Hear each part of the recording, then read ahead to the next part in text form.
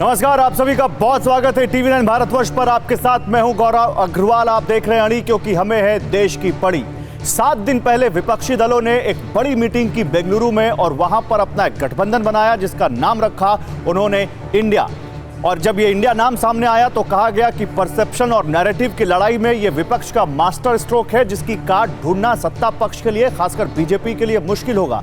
कहा गया कि आखिर बीजेपी इसका विरोध कैसे करेगी। लेकिन फिर उसके बाद क्या हुआ? उसके बाद इंडिया नाम को लेकर एनडीए के लिए जब एक बड़ा धर्म संकट खड़ा हो गया तो आज दिल्ली में बीजेपी के एक संसदीय दल की बैठक हुई और उस बैठक में फिर वहां पर हर सदस्य के कान में इंडिया के राजनीतिक विरोध का मंत्र फूंक दिया गया। वो मंत्र क्या आपको बताएंगे। बीजेपी को आज ये पता चल गया कि विरोधी एकता के इंडिया नाम को कैसे कटघरे में खड़ा करना है। मीटिंग के 6 मंत्र जिनसे अपोजिशन विरोध की प्रोग्रामिंग कैसे की गई, जरा आप ये देखिए। ये आपके सामने आ गए वो मंत्र। देखिए, ऐसा दिशाहीन विपक्ष आज तक नहीं देखा। यह पहला मंत्र। विपक्ष का काम सिर्फ प्रोटेस्ट करना है, इंडिया नाम से कुछ नहीं होता। ऐसे तो ईस्ट इंडिया कंपनी में भी इंडिया था, इंडियन मुजाहिदीन में भी इंडिया है और पॉपुलर फ्रंट ऑफ इंडिया में भी इंडिया है। ये 6 मंत्र का ये सॉफ्टवेयर नेताओं के हार्डवेयर में ऐसा अपलोड हुआ कि मीटिंग के बाद जो भी निकला फिर बिना गलती के इन 6 कीवर्ड्स को दोहराने लगा। सुनिए। किसने स्थापना की? ईस्ट इंडिया कंपनी, अंग्रेजों ने। किसने स्थापना की? Indian national Congress, A.O.. Hume, अंग्रेज ने। आतंकवादी ने क्या सा नाम दिया? इंडियन मुजाहिदीन।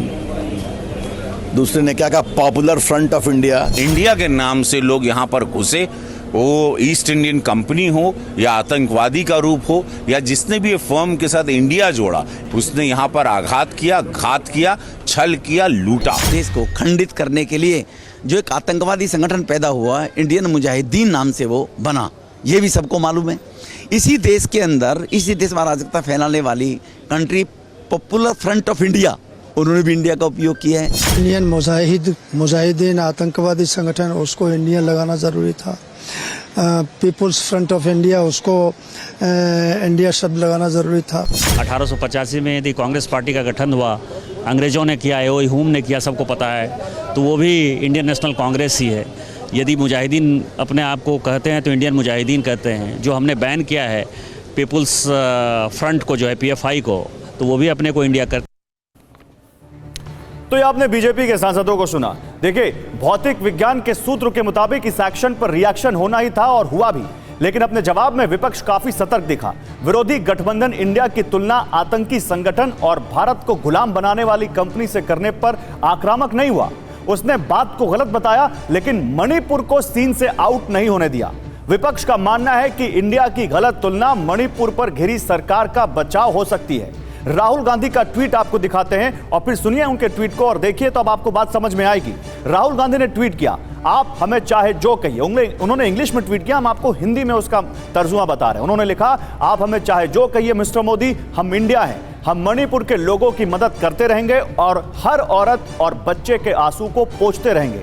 हम उन लोगों के लिए प्यार और शांति वापस लाएंगे। हम मणिपुर में इंडिया के आइडिया का पुनर्निर्माण करेंगे।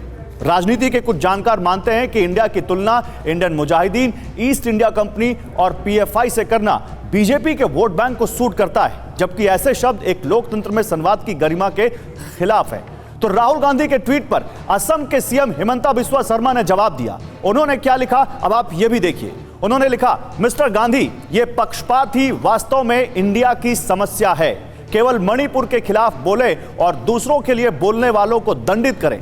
भारत में हमारी निष्ठा प्रत्येक नागरिक के प्रति है, चाहे वो मणिपुर हो या राजस्थान या पश्चिम बंगाल या असम।